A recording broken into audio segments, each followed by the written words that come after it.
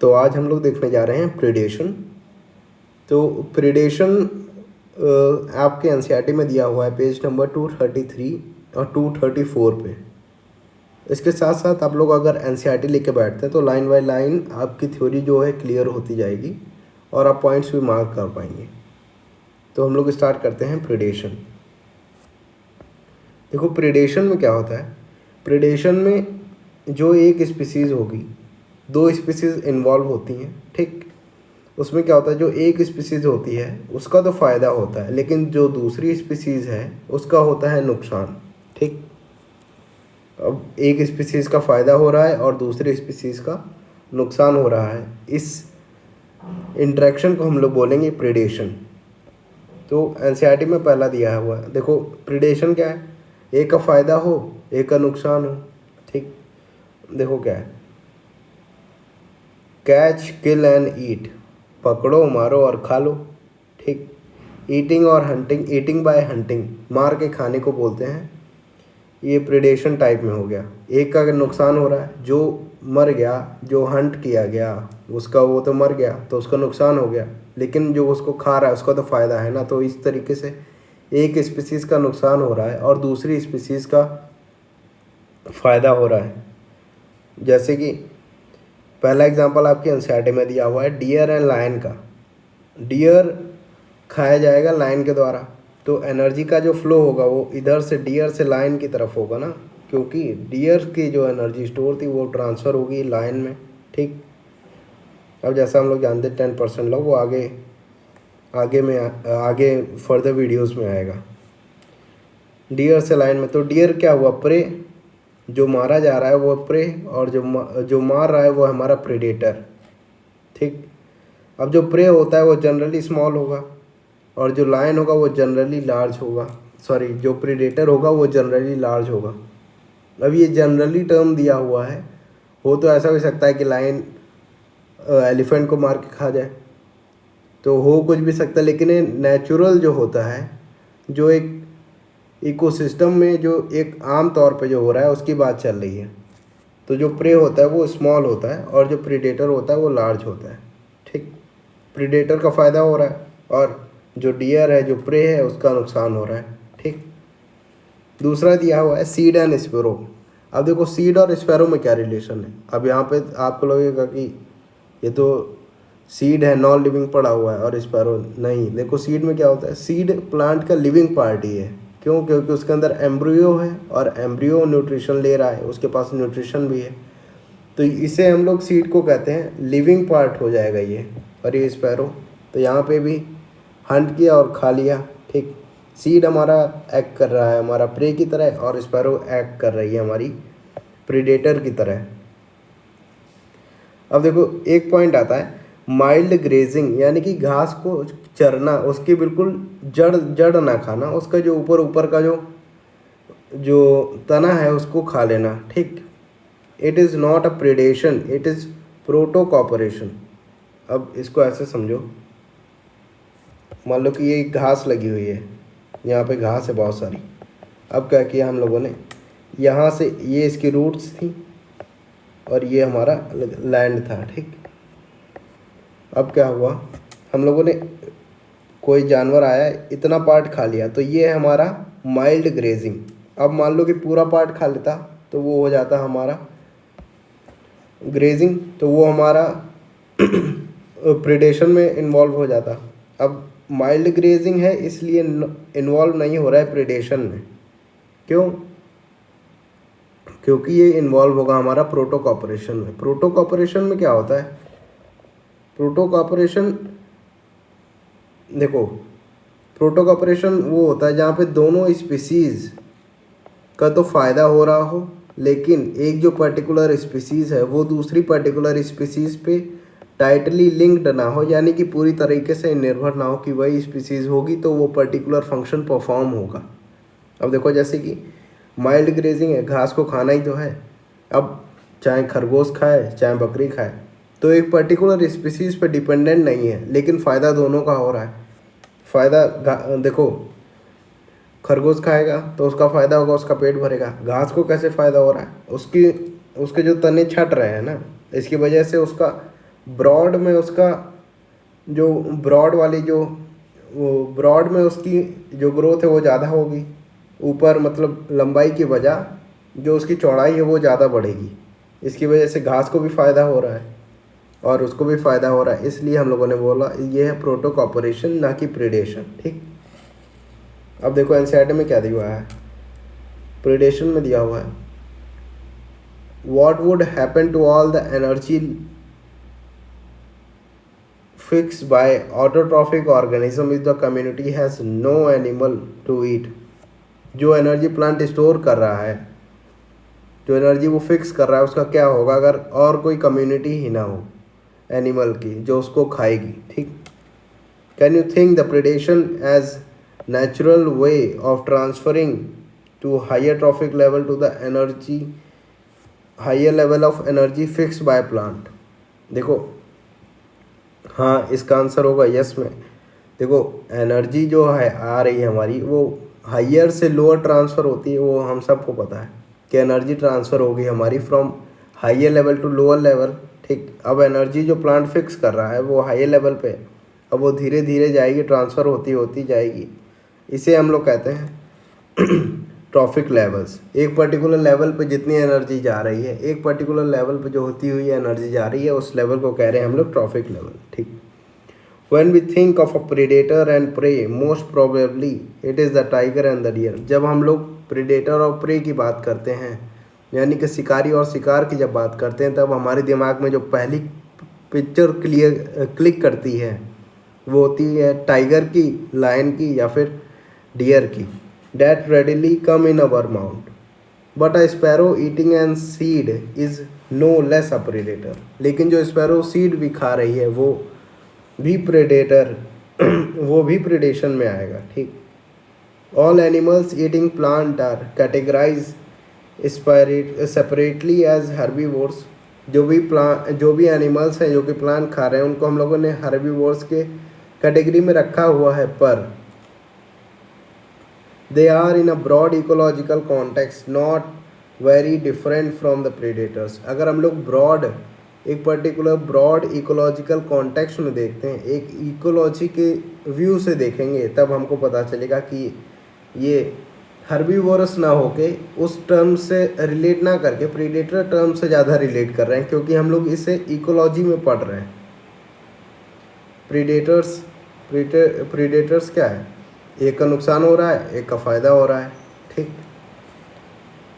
अब देखो significance of predation क्या है। प्रीडेशन की जो सिग्निफिकेंस है वो उनके बारे में हम लोग जान लेते हैं। पहला आता है हमारा एनर्जी फ्लो। देखो प्रीडेशन में क्या होता है, मान लो कि ये ग्रास है, ग्रास खाएगा रैबिट, रैबिट को खाएगा वोल्फ और वोल्फ खाएगा लायन। ठीक, अब ग्रास की जो एनर्जी थी वो कुछ एनर्जी ट्रांसफ़र हुई होगी रैबिट में। अब रैबिट जब मारा जाएगा तो उसकी कुछ एनर्जी ट्रांसफ़र होगी वोल्फ में, और जब वोल्फ मारा जाएगा तब उसकी एनर्जी ट्रांसफ़र होगी लायन में। ठीक, अब ये एनर्जी फ्लो का डायग्राम है। एनर्जी कहाँ से जाएगी, higher level to lower level. Grass के पास एनर्जी सबसे ज़्यादा होगी, फिर उससे कम होगी रैबिट के पास, उसके कम होगी वोल्फ के पास, और वोल्फ से कम जाएगी हमारी लायन के पास। 10% एनर्जी लो, हम सभी लोगों को पता है। ठीक, अब देखो प्रीडेशन भी हो रहा है। प्रीडेशन कैसे हो रहा है, इसका नुकसान हो रहा है और इसका फ़ायदा हो रहा है। अब देखो यहाँ पे ग्रास का एग्जांपल दिया हुआ है प्रीडेशन में। अब ये ऐसी, वहाँ पे क्या था, वहाँ पे हम लोगों ने बोला था माइल्ड ग्रेजिंग, यानी कि ऊपर का जो तना खा लेना। अब जब पूरी ग्रास को जब खाएगा, यहाँ पे पूरी ग्रास खाई जा रही है, रूट वूट सब पूरा समाप्त बिल्कुल, इसको खा लिया रैबिट ने, तो ये आ जाएगा प्रीडेशन में। इस पॉइंट को ध्यान रखना है ज़रूरी। ग्रास आ रहा है प्रीडेशन में, फिर रैबिट हमारा जब खाया जाएगा तो वो भी आएगा प्रीडेशन में, और लायन खाएगा तो ये भी आएगा प्रीडेशन में। अब देखो T1 2 3 4 ये क्या है, ये हमारा ट्रॉफिक लेवल 1। ट्रॉफिक लेवल 1 से चला हमारा ट्रॉफिक लेवल 2, ट्रॉफिक लेवल 2 से चला ट्रॉफिक लेवल 3, और ट्रॉफिक लेवल 3 से चला ट्रॉफिक लेवल 4। अब देखो ट्रॉफिक लेवल क्या है उसको भी बताते हैं आपको। देखो एनसीईआरटी में एक लाइन दी हुई है, predators act as conduits for energy transferring across the trophic levels. यानी कि एक जो पर्टिकुलर प्रीडेटर है वो हेल्प कर रहा है, मदद कर रहा है एक ट्रॉफिक लेवल से दूसरे ट्रॉफिक लेवल में एनर्जी पहुंचाने के लिए। Predators act as a conduit for energy transferring across the trophic levels. अब मान लो यहाँ से 4 प्रीडेटर हैं यहाँ पे, मान लो रैबिट को उठा लो। ये जो रैबिट है सेकंड ट्रॉफिक लेवल वाला, अब ये कनेक्ट भी कर रहा है किसको, ग्रास को, वोल्फ को कनेक्ट कर रहा है, नहीं कर रहा। वोल्फ है, अब ये ना हो तो वोल्फ क्या खाएगा, घास तो खाएगा नहीं, ठीक। तो रैबिट कनेक्ट कर रहा है ग्रास को और वोल्फ को, तो ये इम्पोर्टेंट रोल प्ले कर रहा है। एक कंड्यूट बना रहा है, एक कंड्यूट की तरह एक्ट कर रहा है, एक स्टेप की तरह एक्ट कर रहा है। यानी कि एक लेवल से दूसरे लेवल में एनर्जी का फ्लो होगा, एक लेवल से तीसरे लेवल में नहीं जाएगा डायरेक्ट, एक के बाद एक एनर्जी लेवल में फ्लो होएगा, ठीक। अब देखो ट्रॉफिक लेवल क्या है। ट्रॉफिक लेवल क्या है, it is a specific functional position of an organism in an food chain.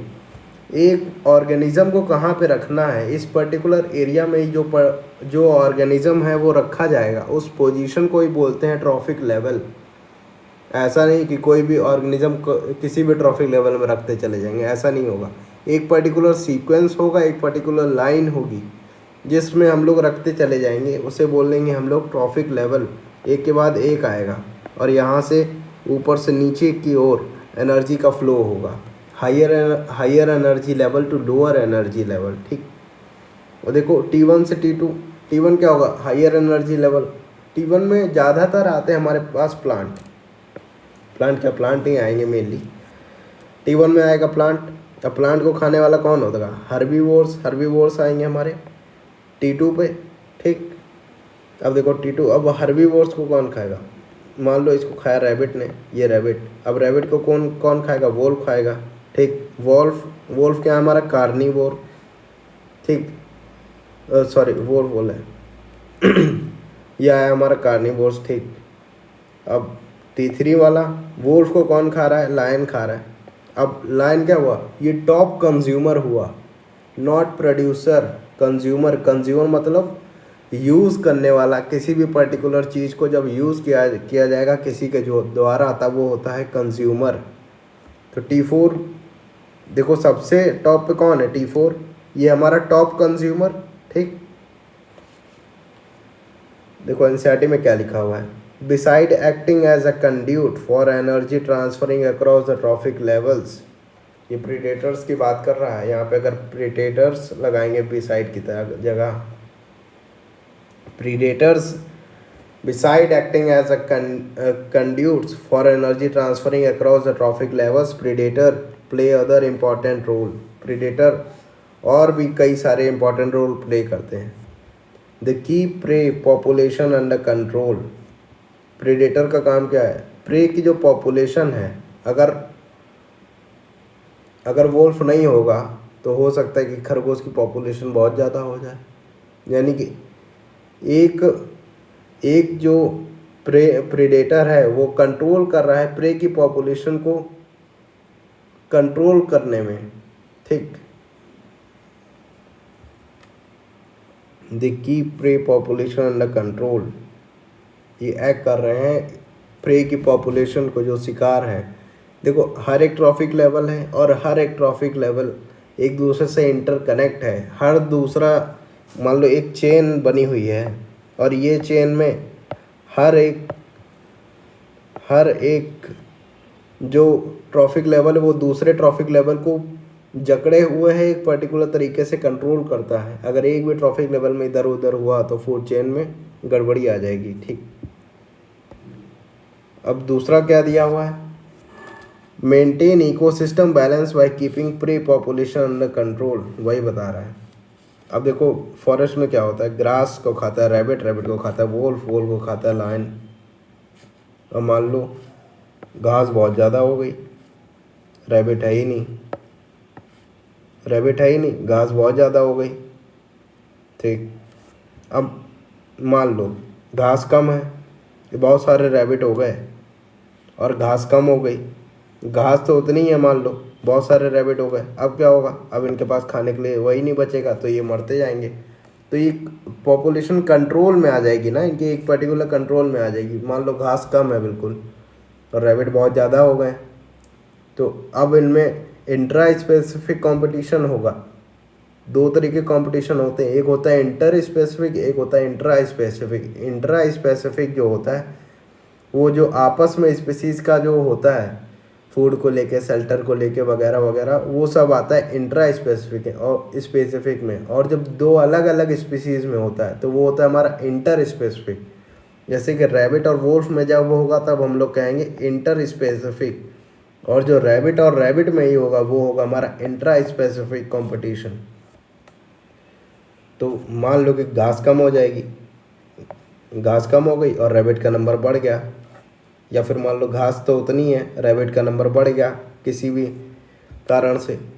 अब क्या हुआ, घास तो उतनी है, अब इनको फूड चाहिए, तो इंटर स्पेसिफिक कंपटीशन होगा और इनके रैबिट मरेंगे और ये कंट्रोल में आ जाएंगे। ठीक।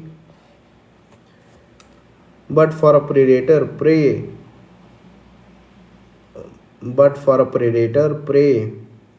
species would achieve a very high population density and causes the ecosystem insustainable। उनकी पॉपुलेशन डेंसिटी हाई हो जाएगी और जिसकी वजह से इकोसिस्टम सस्टेन नहीं रह पाएगा। ठीक। यहाँ पे हमारी एनसीईआरटी में एक एग्जांपल दिया हुआ है। देखो ऑस्ट्रेलिया में क्या था, 1920 में ऑस्ट्रेलिया में क्या हुआ, ये लोग गए और इन्होंने, यहाँ के कुछ लोग गए और ये लेके चले आए, कहीं से भी इनको मिल गया होगा, कैक्टस की एक वैरायटी, प्रिकरी पियर कैक्टस ये होता है, ये देखा होगा, ये सजावट के लिए यूज़ करते हैं वो लोग, है ना। तो यही हुआ था ऑस्ट्रेलिया में क्या हुआ, 1920 में लोग गए और इसकी वैरायटी को उठा के ले आए। ठीक। अब ले आए ऑस्ट्रेलिया में, तो क्या हुआ, तो कुछ दिन तक तो ठीक ठाक चला, फिर क्या हुआ, फिर अब क्योंकि एक ट्रॉफिक लेवल को उठा के तो लेके चले आए, अनपढ़ थे जाने क्या, एक ट्रॉफिक लेवल को उठा के चले आए और दूसरा लाए नहीं, इसका नेचुरल प्रेडेटर तो एब्सेंट है, मारने वाला है ही नहीं। तो अब क्या हुआ, जब मारने वाला है ही नहीं कोई, तब जाहिर सी बात है इनका नंबर बढ़ेगा। अब इनका नंबर बढ़ा, नेचुरल प्रेडेटर था नहीं इनका, नेचुरली कंट्रोल तो हो नहीं सकते थे, अब इनका नंबर बढ़ा एकदम से, इतना बढ़ गया कि millions of hectare range land, जो इनके आसपास जो भी लैंड थी, बहुत सारे मिलियन, बहुत सारी जगह में ये फैल गए। अब फैल गए तो क्या हुआ, अब ऑस्ट्रेलिया वालों ने देखा कि वो तो है ही नहीं नेचुरल प्रेडेटर। अब ढूंढते ढांढते इनको कहीं से मिल गया एक मॉथ, कैटोफेजस मॉथ, जो कि अब कैक्टस को खाता था। अब इनको मिल गया, अब इनको थोड़ा आराम मिला, अब इसको इंट्रोड्यूस करा दिया इन्होंने, ऑस्ट्रेलिया में लेके आए इसको और छोड़ दिया। कुछ सालों में इसका पॉपुलेशन कम हो गया, कैक्टस का पॉपुलेशन कम हो गया। अब दिमाग में ये सवाल उठ रहा होगा कि इसका तो कंट्रोल हो गया, अब इसको कौन कंट्रोल करेगा। अब देखो क्या हुआ, ये एक ट्रॉफिक लेवल था और ये दूसरा ट्रॉफिक लेवल था। अब हम लोगों ने पढ़ा है कि एक दूसरे पे पूरी तरीके से निर्भर होते हैं। अब जब इसका नंबर ज़्यादा होता था तब ये इसको खा लेता था। ठीक। तो ये फिर इनकी पॉपुलेशन बढ़ जाती थी, इसका नंबर ज़्यादा होता था तो ये इनको खा लेते थे, इनकी पॉपुलेशन बढ़ जाती थी। फिर जब इनकी पॉपुलेशन बढ़ जाती थी तो आपस में ये भूखों के कारण मर जाते थे, भूख के मारे ये मर जाते थे। इंट्रा स्पेसिफिक कंपटीशन हो जाता था, फिर ये लिमिट में आ जाते थे। अब फिर जब ये बढ़ने लगते थे फिर इनको ही खा लेते थे, इसलिए ये बराबर में चलता रहा। इसका ग्राफ कुछ ऐसा बनेगा अगर हम लोग बनाने की कोशिश करें तो। स्टार्टिंग में क्या था, कैक्टस ज़्यादा था, फिर मौत को इंट्रोड्यूस कराया, मौत का नंबर कम था, बढ़ता गया। अब एक पॉइंट आया जब कैक्टस और मौत बराबर में थे। ठीक। और फिर क्या हुआ, कैक्टस कम होता गया, मौत बढ़ते गए। अब यहाँ पे क्या हुआ, अब मौत मरने लगे और कैक्टस का नंबर बढ़ने लगा। मौत मौत जब मरने लगेंगे तो कैक्टस का नंबर बढ़ेगा, ठीक, धीरे धीरे बड़ा बड़ा खाने वाला है नहीं कोई। फिर एक पॉइंट आया, इस तरीके से ये दोनों आपसी में ही कंट्रोल हो रहा है, ठीक। When certain exotic species are introduced into a geographical area, जब एक ऐसी स्पीसीज जो उस एरिया की नहीं है, एक जियोग्राफिकल एरिया की नहीं है, ऐसी स्पीसीज को जब लाया जाता है, they become invasive and start spreading fast. जब उस एरिया की वो है ही नहीं, उसका नेचुरल प्रेडेटर absent है, तो वो बहुत तेज़ी से फैलेगी। Because the invaded land does not have it's natural predator, ठीक। ऐसा ही हुआ। The prickly pear cactus introduced into Australia in year 1920s causes havoc मतलब तबाही मचा दी by spreading rapidly into millions of hectares of range land. Finally the invasive cactus was finally क्या किया गया, cactus को कंट्रोल में लाया गया। कैसे? ओनली केवल और केवल कैक्टस फीडिंग प्रेडेटर एक जो मॉथ था, उसका जो प्रेडेटर था नेचुरल, उसको ला के, ठीक, इंट्रोड्यूस इनटू द कंट्री, ठीक। अब देखो क्या फिर उसके बाद दिया गया है biological control method. Biological control method हम लोग को पता है कैसे। देखो बायोलॉजिकल कंट्रोल मेथड में क्या होता है, बायोलॉजिकल कंट्रोल मेथड का जो प्रिंसिपल है वो क्या है, प्रीडेशन ही तो है। देखो बायोलॉजिकल किसी चीज़ को कंट्रोल करना है तो प्रीडेशन करा दो, एक को नुकसान होगा, एक को फ़ायदा होगा, फिर धीरे धीरे लिमिट में आ जाएंगे सब, नेचुरल कंट्रोल हो जाएगा, ठीक। अब देखो मलेरिया के क्या करते हैं, उसमें गम्बूशिया फिश डालते हैं ना पानी में, लार्वा खाती है उसके, मॉस्किटो के, तो इससे क्या होता है, यही हमारा बायोलॉजिकल कंट्रोल जो किया जाएगा। प्रेडेटर हो गई हमारी गम्बूशिया फिश, और लार्वा क्या हो गया, प्रे, और इन दोनों का रिलेशन बना रहेगा, ठीक। ये इस तरीके से हम लोग नेचुरली जो कंट्रोल कर रहे हैं वो आएगा हमारा बायोलॉजिकल कंट्रोल में। Biological control method adopted in agricultural pest. Biological control method जो है वो अडॉप्ट किया जाएगा agriculture pest control and based on ability of the predator to regulate prey population. Predator की कितनी एबिलिटी है कि वो प्रे की जो पॉपुलेशन है उसको कंट्रोल कर सके, जिसे एग्रीकल्चर पेस्ट कंट्रोल में हम लोग देखते हैं, ठीक। Predator also help in maintaining species diversity in a community. जो हमारा प्रेडेटर है वो मदद करता है स्पीसीज डाइवर्सिटी को मेंटेन करने में, मदद कर रहा है। यानी कि स्पीसीज की जो पर्टिकुलर स्पीसीज की जो डाइवर्सिटी है उसको by reducing the intensity of a competition among the competing prey species. आपस में लड़ते तो उसकी क्या कर दिया इन्होंने, प्रेडेटर आ गया, अब प्रेडेटर खाएगा इनको, आपस में इनकी लड़ाई ख़त्म हो गई, अब प्रेडेटर ही खाएगा। रिड्यूस कर दिया क्या, इंटेंसिटी ऑफ कंपटीशन, अब आपस में तो कंपटीशन कम होगा ना, क्योंकि प्रे खा रहा है, ठीक, सॉरी प्रेडेटर खा रहा है। अब देखो एनसीईआरटी में एक और एग्जांपल दिया हुआ। तीसरा है maintain ecosystem diversity by reducing competition among pray population. Ecosystem diversity को मेंटेन करता है, इकोसिस्टम की जो डाइवर्सिटी है उसको मेंटेन करेगा कंपटीशन को कम करके। देखो एनसीईआरटी में क्या दिया है, देखो अमेरिका की एक सी है, तो वहाँ पे कुछ एक्सपेरिमेंटली परफॉर्म किया गया, एक एक्सपेरिमेंट परफॉर्म किया गया। उन्होंने क्या किया, अमेरिका की जो एक ओशियन है, तो वहाँ के लोगों ने क्या किया, जो साइंटिस्ट लोग थे उन्होंने क्या किया, रॉकी इंटरटाइडल जोन क्या होता है, मान लो ये सी है और इसका एक किनारा होता है जहाँ पे पत्थर भी होते हैं और पानी भी आता है, लहर बनती है, वहाँ से आता रहता है ना पानी। तो यहाँ पे क्या होता है, यहाँ पे इनवर्टिब्रेट भी पाए जाते हैं और वर्टिब्रेट दोनों पाए जाते हैं। अब यहाँ पे क्या होता था, इनवर्टिब्रेट भी मिलते थे और वर्टिब्रेट भी मिलते थे। यहाँ पे लहर आती थी ना, यहाँ पे पत्थर वत्थर थे, ठीक। अब यहाँ पे एक स्टार फिश रहती थी, इसका नाम था पाइसेस्टर। पाइसेस्टर स्टार फिश यहाँ पे रहती थी, ठीक। अब साइंटिस्ट लोगों ने दिमाग लगाया, इन्होंने क्या किया, यहाँ पे नेट लगा दी, ठीक। नेट लगा दी।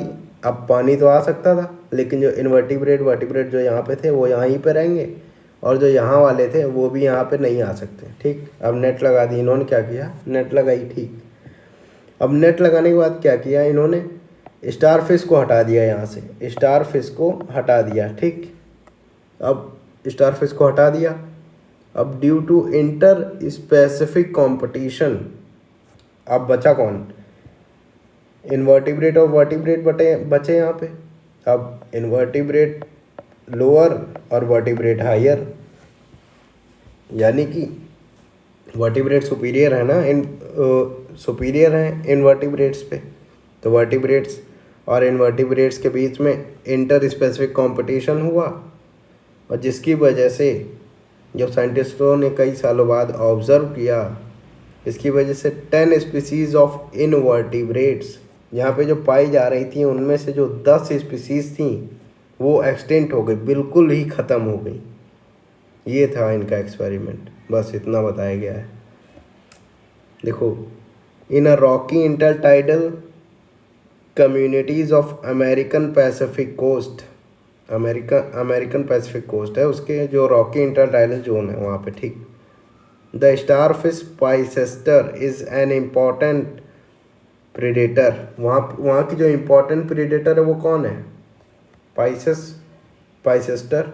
इससे क्या पता चला, जो पाइसेस्टर थी वो यहाँ की इम्पोर्टेंट स्पीसीज थी, प्रेडेटर थी, जो कि मेंटेन करती थी इनवर्टिब्रेट्स को और वर्टिब्रेट्स को। जब वर्टिब्रेट ज़्यादा होते थे तो उसको खा लेती थी, और जब इनवर्टिब्रेट ज़्यादा होते तो उसको खा लेती थी। तो इन दोनों में आपस में जो इंटर स्पेसिफिक कंपटीशन था वो नहीं होता था, क्योंकि दोनों लिमिट में रहते थे। अब इसको हटा दिया तो ये दोनों आपस में लड़ मर के मर गए। तो उससे क्या हुआ, जो वर्टिब्रेट था वो तो सुपीरियर स्पीसीज़ है, और इनवर्टिब्रेट हमारा इन्फीरियर स्पीसीज़ है, जिसकी वजह से इनवर्टिब्रेट की जो 10 स्पीसीज़ थी वो पूरी तरीके से गायब हो गई, ठीक। In a field experiment, when all the starfish were removed from an enclosed intertidal area, more than 10 species of invertebrate become extinct। 10 से ज़्यादा स्पीसीज ख़त्म हो गई विदिन अ ईयर, कुछ ही सालों में। Because the inter specific competition की वजह से, है ना। If a predator is too efficient and over exploit its prey, then prey might become extinct, and following it the predator will also become extinct for lack of food। This is the reason why predation is natural therapeutic। अब देखो क्या हुआ, अब अगर कुछ सालों तक ना देखते तो एक तरीके से इनवर्टिब्रेट्स को खाते थे। अब इनवर्टिब्रेट्स मान लो सब खत्म हो गए, 10 ही स्पीसीज खत्म हुई थी अभी। अब कुछ सालों तक और खाते रहते तो एक टाइम ऐसा आता जब पूरे खत्म हो जाते इनवर्टिब्रेट्स, तब केवल वर्टिब्रेट बचते। और अब क्या होता, अब उनके पास खाने के लिए फूड है नहीं, तो वो भी मरते, है ना। ओवर एक्सप्लॉयटेशन, अब दोनों स्पीसीज गायब हो जाती है ना, इस तरीके से। Over exploitation of its prey, दोनों एक्सटिंक्ट हो जाती। The predator will also become extinct. अब जो प्रेडेटर था वो भी एक्सटिंक्ट हो जाता फूड की कमी की वजह से, ठीक। This is the reason why predator is in nature is prudent, है ना। अब देखो क्या होता है, ह्यूमंस देखो, animal mechanism, defence mechanism of prey कौन है, जो कि खाया जाएगा, है ना। प्रे कौन है, जो कि खाया जाएगा। अब देखो, एनिमल या फिर इंसेक्ट हैं, इनके पास तो देखो हाथ पैर हैं, तो ये अपना बचाव कर सकते हैं। पेड़ के पास क्या, ये चल नहीं सकता, पेड़ वहीं पे खड़ा रहता है ना, तो उसको अलग तरीके से चेंज करना पड़ेगा। और जो इंसेक्ट वगैरह इनको अलग तरीके से चेंज करना पड़ेगा। तो पहले देखते हैं कि इंसेक्ट वगैरह ने इन लोगों ने क्या चेंज किया। कैमोफ्लेज, कैमोफ्लेज का मतलब होता है जैसे कि वो देखा ना गिरगिट रंग बदलता है, रंग बदल लेता है ना, जहाँ का जिस एरिया का होता है उसी एरिया में हो जाता है, वो होता है हमारा कैमोफ्लेज। कैमोफ्लेज का मतलब सराउंडिंग के अनुसार जो जब बॉडी का जो रंग बदलना होता है उसे हम लोग कहते हैं कैमोफ्लेज। कैमोफ्लेज कौन करेगा? मेढक भी करता है, फ्रॉग और इंसेक्ट दो करेंगे, जिसकी वजह से जो प्रीडेटर आएगा वो इनको देख नहीं पाएगा और ये जो है बचे रहेंगे। ठीक, अब मोनार्च बटरफ्लाई का एग्जांपल दिया हुआ है एनसीईआरटी में। मोनार्च बटरफ्लाई क्या होती है ये देखी होगी आमतौर पे, है ना। मोनार्च बटरफ्लाई क्या होती है, ये इसका बहुत ही गंदा टेस्ट होता है। अगर कोई खा भी लेगा इसको प्रीडेटर तो 1-2 दिन तक कुछ नहीं खाएगा, बहुत ही बेकार इसका मुंह में टेस्ट आएगा, है ना। अब ये इसने अडॉप्ट कैसे किया? जब ये अपनी कैटरपिलर स्टेज में होती है तब इसको एक पॉइजनस वीड ये खाती है, एक पॉइजनस वीड खाती है, जिसकी वजह से इसका जो टेस्ट है इसका वो बहुत ही गंदा हो जाता है ना। तो होता क्या है, पॉइजनस वीड खाती है। अब देखो पॉइजनस वीड खा रही है, अब दिमाग में आएगा पॉइजनस वीड खा रही, पॉइजन फैल जाएगा तो ये खुद ही मर जाएगी। ऐसा नहीं है, ये अडॉप्टेड है। एक स्पीसीज होती है ना जो उस पर्टिकुलर स्पीसीज के लिए अडॉप्ट हो गई, तो ये अडॉप्ट है पॉइजनस वीड को खाने के लिए और इसने धीरे धीरे अडॉप्टेशन कर लिया और ये अब उसको खाती है और इसका टेस्ट ख़राब हो गया। तो अब जब प्रेडेटर इसको खाता है तो उसको लगता है ये नहीं है, इसका टेस्ट बहुत ख़राब है, अब इसको नहीं खाना है। ठीक, अब एक और बटरफ्लाई होती है जो, अब ये क्या है, ये तो हाईली डिस्टेस्टफुल है, इसकी वजह से बची हुई है। एक और बटरफ्लाई होती है जो इसी के तरीके से मिमिक्री क्या होता है, इसी के तरीके से है नहीं है लेकिन दिखा रही कि हम वही हैं, तो मिमिक्री करके वो बच जाती है। Prey species have evolved the various defense lessen the impact of a predation. Some species of an insect and frog are cryptically colored. Camouflage है ना, frog और insect क्या करते हैं, camouflage to avoid being detected easily by the predator के नज़र में easily ना आ जाए। Some are poisonous and therefore avoid by the predators. कुछ जो है पॉइजनस हैं तो जिसकी वजह से वो प्रेडेटर से बच जाते हैं। जब monarch butterfly is highly distasteful predator bird है जो है इसका प्रेडेटर, ये बहुत ही ज़्यादा हाईली डिस्टेस्टफुल है because of a special chemical present in the body interesting the butterfly acquiredly this chemical during the caterpillar stage by feeding a poisonous weed को खाती है, इसकी वजह से ये हाईली डिस्ट्रेसफुल हो जाती है। ठीक, अब देखो क्या दिया हुआ है, जो हमारे पास टोटल डिस्कवर स्पीसीज़ हैं, जो भी दुनिया में जितनी भी स्पीसीज़ डिस्कवर की गई हैं वो 1.5 मिलियंस के आसपास हैं, उससे थोड़ा ज़्यादा हैं। ठीक, अब 1.5 मिलियन से इसमें क्या है, 22% तो प्लांट की स्पीसीज़ हैं, 22% प्लांट की स्पीसीज़ हैं और जो 70% से ज़्यादा है वो है हमारी एनिमल्स की स्पीसीज़। अब एनिमल की स्पीसीज़ में भी 70% में से जो 70% है वो है हमारे इंसेक्ट की स्पीसीज़ और जो 30% है वो हमारे बाकी बचे हुए। अब जो देखो 1.5 मिलियन का 70% एनिमल, अब एनिमल का 70% इंसेक्ट, अब इंसेक्ट का 25% फाइटोफ्लैगस क्या होते हैं, जो कि प्लांट के सैप को खाते हैं, प्लांट सैप को खाते हैं, फीड करते हैं। प्लांट के जो कई सारे पार्ट होते हैं जो उसको खाते हैं वो होते हैं हमारे फाइटोफ्लैगस, जो कि 25% हैं। ठीक, for a plant herbivores are the predators. Plant के लिए कौन है, हर्बीवोर्स जो प्रेडेटर्स हैं। ठीक, nearly 25% of all insect are known to be phytophagous. 25% जो हैं सारे इंसेक्ट के वो हैं हमारे फाइटोफैगस। ठीक, feeding on a plant SAP and other part of the plant.